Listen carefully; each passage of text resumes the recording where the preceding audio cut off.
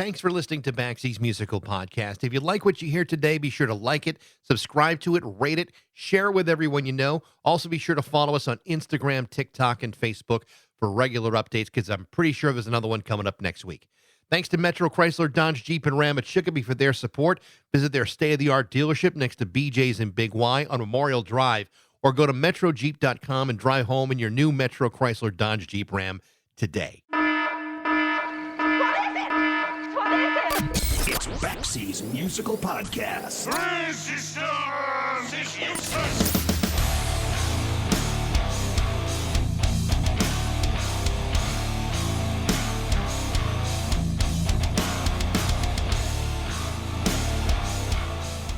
Generally speaking, most people assume that the hardest thing to do in music is to release your first record. As it turns out, that's the second hardest thing to do in music. The hardest thing to do in music is making a second record that meets or exceeds the first record. It's even harder when the first record exceeds everybody's expectations before you even start talking about expectations. If releasing a better second album was easy to do, then everybody's second record would be better than the first. The old adage is that you spend your whole life writing songs for your first record and only 6 months to write the second record is often very true. In the case of the band Our Girl, they took 6 years to complete their second album. And in spite of an international pandemic slowing things down right smack dab in the middle of it, the 6-year gap appears to have worked in their favor. Because in many ways, their follow-up to 2018's debut Stranger Today might be a stronger album, which is amazing because the first record wasn't just great. Critics were tripping all over themselves about it and calling it a shoegaze classic.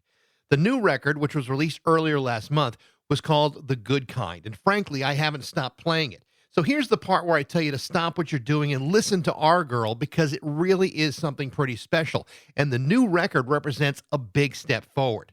Our Girl is a trio from Brighton, England, featuring singer-guitar player Soph Nathan, drummer Lauren Wilson, and bass player Josh Tyler. What you'll notice first with the band is the hypnotic beauty of Soph Nathan's incredible voice, but she's also the primary songwriter. She's also stepped up to help produce this record. But in the midst of all of this, for the last 10 years, she's also been the guitar player for the band The Big Moon. Between recording their 3 albums, touring, personal stuff, and the pandemic, it's a wonder that it only took 6 years to release their latest record with Our Girl. Having said that, both Stranger Today and The Good Kind are fantastic records, and I've thoroughly enjoyed getting to know their music.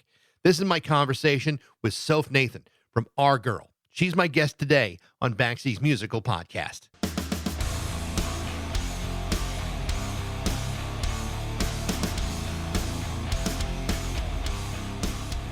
Over the last couple of weeks, I've been given a lot of records to listen to for this podcast, and that's not a complaint. I've been given some great stuff, but once I finished listening to all of that stuff, I kept going back to these things right here, which really? I bought both with my own damn money, and they're so these records are so stinking great. I really just love what you guys have done. Well, thanks so much. Well, you're very welcome, and I'm not sure if it's the shoegaze vibe or the sound of your voice, but I keep going back to it. It must feel so good for all three of you to get this record out after such a long period of time. Tell me about the release of this.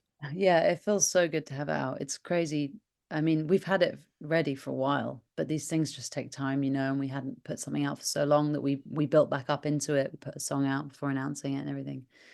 And it's kind of surreal. It's kind of like nothing's changed because we've lived with it for so long. Then you're sort of getting your head around the fact that other people are hearing it and hearing what they think. And so far it's been really lovely.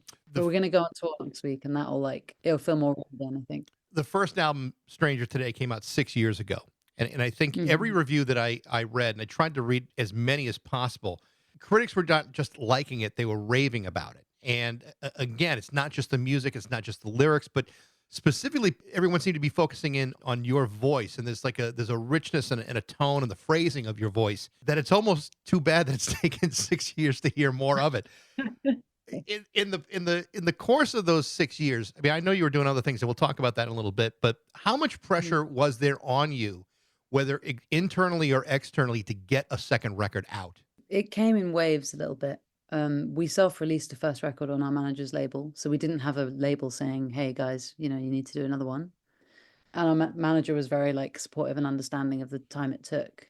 At the beginning of it, we were touring lots and we were really feeling it, but I was worried that I couldn't write enough songs that we thought were good enough. And then we did. We toured. There was a pandemic. We were writing loads. We were demoing loads. Then you have to like find a label who can back it, and then find a producer and all those things. It took a bit of time, and then we ended up recording it and not feeling entirely happy with it yet. So we did loads more work on it, and it kind of just ended up taking. I mean, there wasn't really any external pressure, and when we needed to work more on the record, the boss, our label, was like very supportive of that. But I felt very conscious that it'd been a long time, and that I wanted us to do the best we could, and I felt internal pressure. It seemed like the time may have worked in your favor in a lot of ways, because I think what the good kind seems to represent is a pretty big leap forward, and that the songs seem more sophisticated and more confident. And they're certainly more personal. How do you see the end result of the good kind? Is that what you were hoping for? Because I think you achieved it. Oh, thanks. Yeah, I'm glad you think so. Yeah, it feels like us now, and listening to Strangers Today really feels like my younger self. But in making this record, I learned how much I know about how I want it to sound, and it was only in like working on it and it not feeling quite right that I ended up figuring that out and realizing that I could be involved in the production side of it. And it wasn't like, oh, we want it to sound like this, or there's a specific thing in mind. It's just like you just kind of know, and you just keep going until you get where you want it to be. But yeah, I feel like songwriting wise, I've learned more. I feel more like, I think the songs are more direct and directly, like they're more specific in what they're about. And I try and like follow that thread of feeling through in each song. And I feel like I kind of know what I'm doing a little bit more. Do you think that if you had gone and worked on a second album right away back in 2018, 2019, that you would have felt the same way like you do today? I mean, do you think it would have materialized in the same way, where you can be objective about it and say maybe we need to work harder, or do you think it's just a totally different frame of mind? So hard to know. I think it's a different frame of mind, and I also think the songs that I wrote subsequently are about different things and have a different kind of feeling in them. And a lot of the songs I wrote later have more warmth in them, and I think we then wanted to reflect that in the sound. Whereas if we'd recorded it then, it would have just felt different. And I think the songs we had, like 2019, we did a tour in America at She, and we played Something About Me Being a Woman and Absences, which is the last song on the record, live. We did something about on KXP. We did a slightly different version of it. And the versions of those songs, like they're not miles away, but like it was quite different. And at that point, the record would have been those two and maybe some others that didn't make the record in the end, Yeah. So we wanted to take the time to like make sure that all the songs worked together, and they were the ones we wanted to put out, because there's so many demos that maybe people would like, I don't know, but they're just in my laptop. It's interesting because you're writing your first record, or the songs to the first record is hard enough, but I don't think people realize how much more substantially difficult it is to write a second record. And then again, to be honest enough about what you've accomplished or what you're trying to accomplish, to know that it ain't quite there yet. And I think that takes a lot of maturity, because I think a lot of artists would just say, we need to get this out right away, bumps and bruises included. And that sounds like that's not what you did. What was it about the early versions of the music were you not satisfied with? There was less texture. We didn't have time for experimentation, really. Like we actually pulled a lot of ideas and sounds from the demos, but we needed more time to like fully try everything, to then pull it back and decide what things we wanted to keep. And it was just a bit more dry and more bare. Didn't have like the rich, warm texture that I realized I really wanted. And I think I just knew enough that it wasn't right, that the feeling of wanting to get something out didn't override it.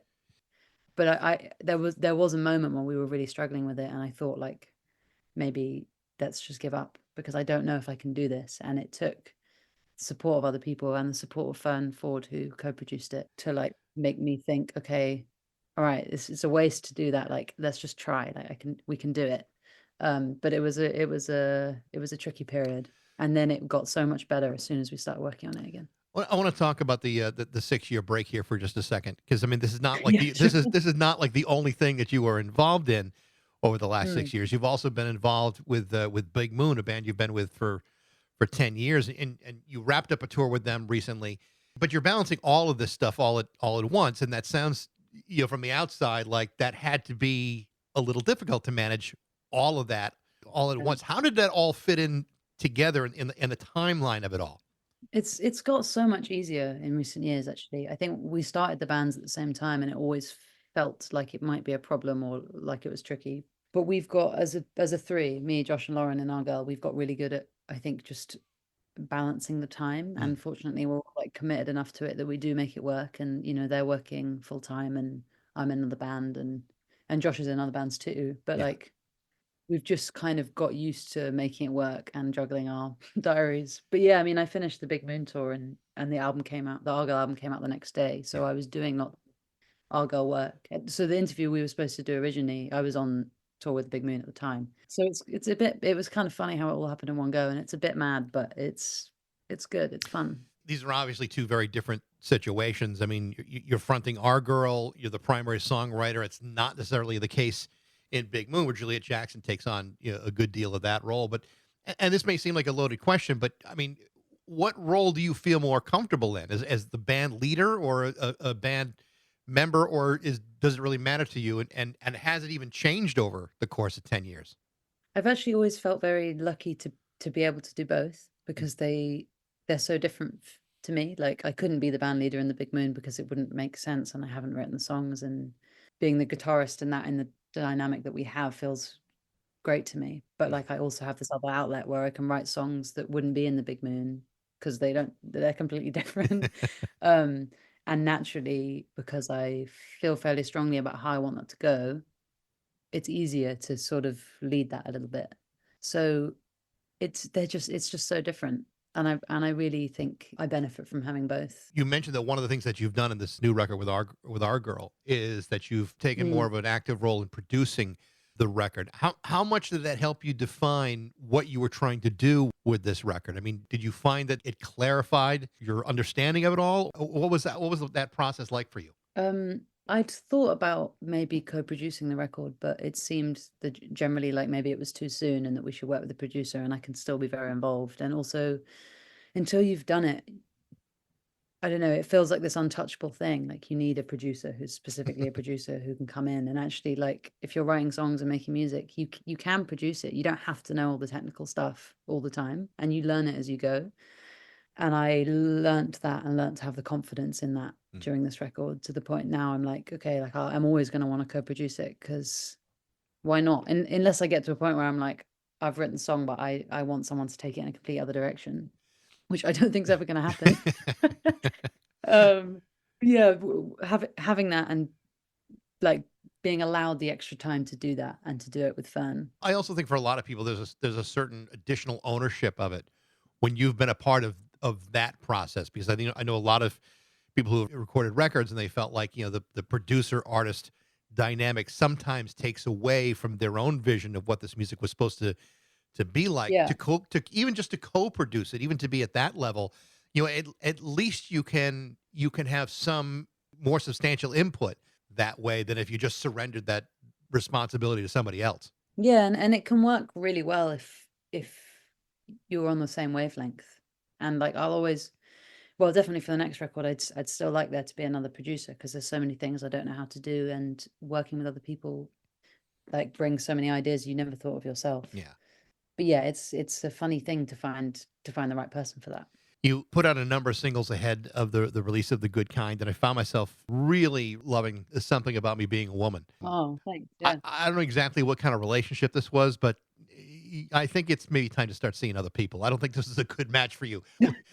Yeah, it wasn't a romantic one. Oh, okay, fortunately. good. Yeah, yes. Tell me about that song, because it's a very, very powerful vibe to the whole thing. Yeah, I find it kind of hard to talk about this one, I think, because there's like a level of not wanting to go into too much detail, I suppose, but it was something that happened that left me feeling undermined, and I think it's like quite a common experience as a woman, this scenario, and it really pissed me off. And it did for a while, but it was only like months after that something came into my mind, and I just ended up writing this song, and it was such a good release to just kind of get that story out.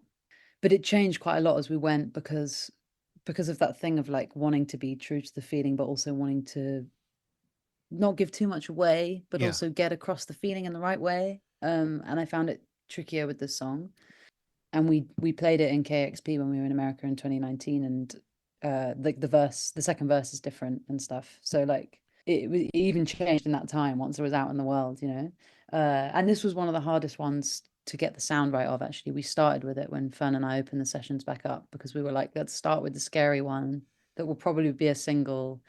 And there were so many different ideas that I wanted to try out, and we ended up doing, and now it's like so much more textured, and I'm so glad that we had that to give it the life it has now, because it now feels like how it was meant to feel all along. It also sounded like, and I've read some other interviews, and also that song Mhm. seemed to kind of unlock your songwriting direction here. Like like it was like hard to write songs Mm. until this came out, and or till you came out with this idea, and that it seemed to kind of like inform everything else beyond it. Totally. I was writing, but I hadn't written anything that I felt like was good enough, or that made me feel confident that we could definitely make another album. And I think this song I felt good about, and it made me feel more confident to write more.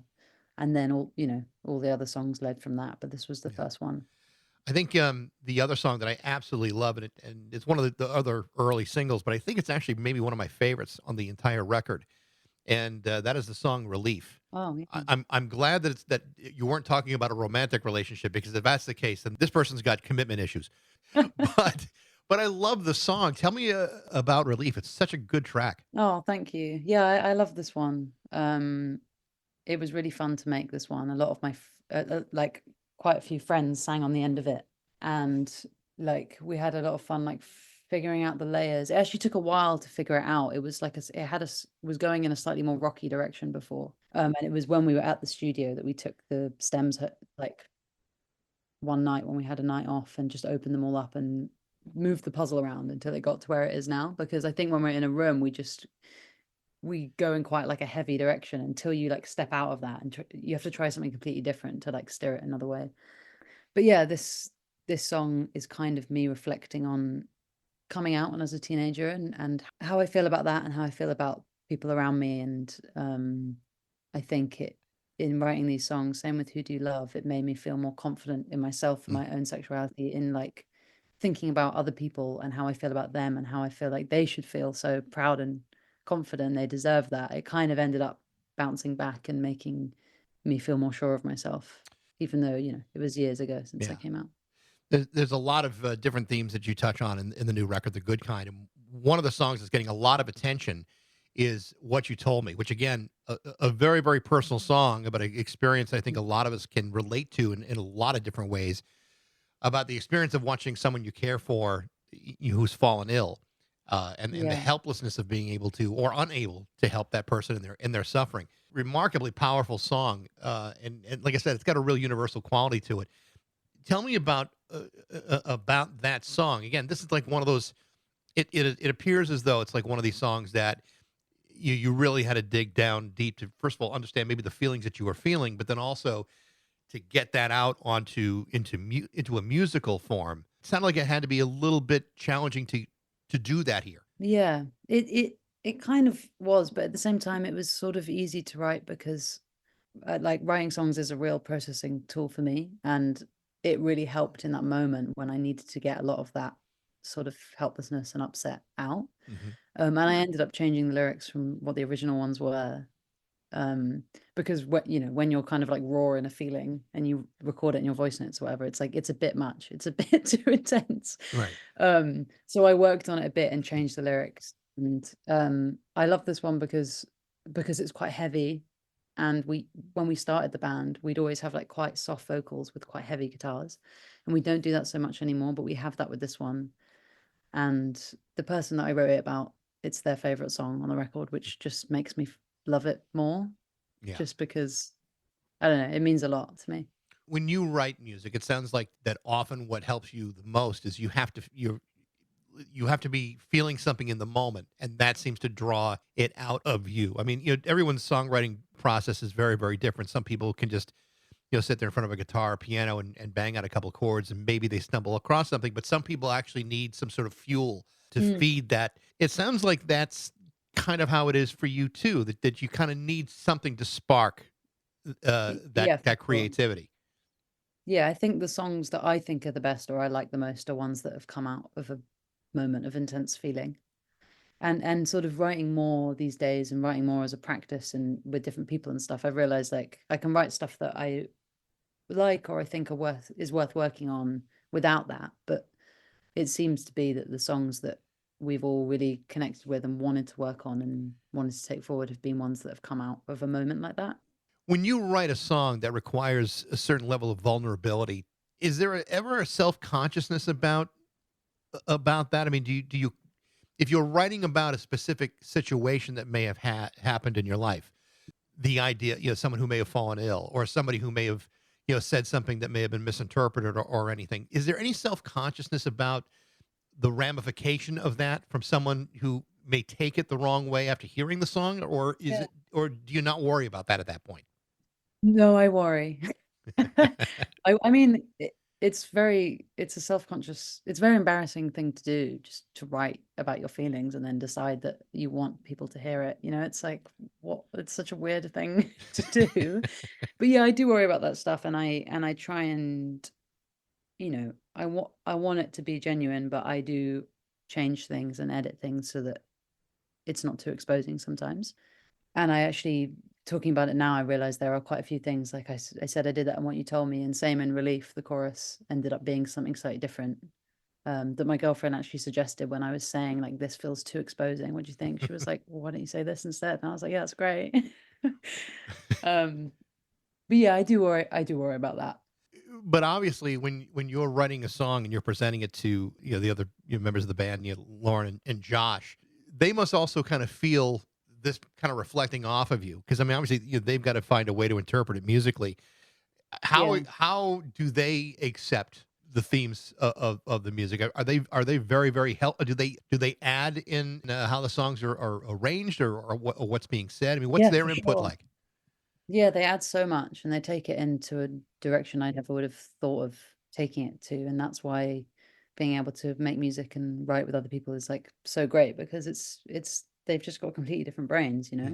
They just have a different way of seeing things, and it always adds so much. And I think because we're such good friends, even when it's kind of exposing or maybe it's about something that I haven't talked to them about, I don't feel so scared to show them, because I know that they know me and love me and that like they get Right. it. So, but it's never gotten to the point where you've started to think about writing a song. My bass player's getting on my nerves, or the, you or the drummer didn't pick up the check for lunch. I mean, you're not going to write Yeah. songs like that yet. No, no, I haven't. I wrote a song once about, we were struggling to navigate some stuff, and I ended up writing a song about that situation. And we never put it out, but I think it meant a lot to the three of us because it was kind of my perspective of the situation, and I didn't do it as a way of showing them, Yeah. but obviously I then wanted to share it with them. And it kind of, I think, brought us closer in a really nice way. And then we worked on the song a bit and we were like, it's not as good as the others. Let's carry on. But like, that was cool for the moment. So you're not going to like Um, suddenly go Fleetwood Mac on your bandmates, right? yeah, yeah. No, no, no. Yeah, none of that. I do want to talk about them because I think they do such a great job on this record, both records really. And what's great about it is they bring in even though it's a trio, there's a lot of dynamics going on. Not just like you said, the soft voices, louder guitars. I mean, I really like that, songs that are gentle but then turn you in a different direction. I think that's always really, really interesting to hear. Tell me about that, not just the songs and about them, but the decision to arrange these songs in such a way where that dynamic does come out over and over Mm. again. Well, I think in the past, in the first for the first record, all the songs we wrote to play live. And so we do, we'd whack a distortion pedal on for the heavy bit. It was quite like, it was very dynamic. And I think this time around, I especially really wanted to just come up with parts that felt right for the song and record them and figure out how to do it live later. And now we have 2 extra members live. And Josh, who plays bass, is an amazing guitarist. And it means now that he can play some of the parts live. And also, like, he didn't play much guitar on the first record, but on this one he did. And he a lot of the guitar on what you told me is him. And having more space to do that, and for him to be like, actually, I'll teach Dan, who's playing with us, the bass line, and I can just like let rep on guitar, is so nice. I think there's just a bit more freedom this time around, whereas the first time around it was like, these are our roles and this is what we're doing. And this time we were like, let's make something that we think sounds good. And if it's a nightmare to figure out live, we'll figure that out later, kind of thing. Our Girl is back on the road. At least you're on the road through February, all UK dates at this point. Is there any plans to come back to the States, or are you waiting for that to happen? We're waiting for that to happen, yeah. We'd really love to. So now the record's out and we've got the UK dates in, hopefully we'll be able to get to the States next. When the first album came out, and we mentioned this earlier, the critical praise that was lauded onto you guys was pretty remarkable. I mean, there was a lot of people very much enjoying what you put out in the first record. Do you worry about about critics? Or does that even come into your mind when you release a record, or you're just kind of focused on getting it out, playing it live, and letting it land where probably it should land? Well, yeah, we do worry about it, and I think partly because it's those things that mean you reach more people. And the main thing is we want our music to reach more people, and we want to play to more people. And obviously, like, reviews are a big part of that, a big part of whether someone's going to listen to it or not. So yeah, I mean, we're not like pulling our hair out over it, but it does mean a lot to us to have reviews and to have people writing about it and to have opportunities like this to chat to you about it. And yeah, we care about it. Well, like I said, I've really enjoyed getting to know your music. Like I said, I bought both CDs, and I bought them pretty quick after hearing them, and I really enjoyed it a lot. I do hope we don't have to wait another 6 years to record another one. Yeah. But I keep saying to people that's not going to happen, and now I've said it, but like I can't have that happen. So we'll crack on. Good. Soph, it's been a pleasure talking to you today. I wish you guys all the best of luck. I can't wait till you come to the States. Thanks so much. Yeah, me too. Appreciate it. Have a great day. You too. The name of the new record from Our Girl is called The Good Kind. Do yourself a favor.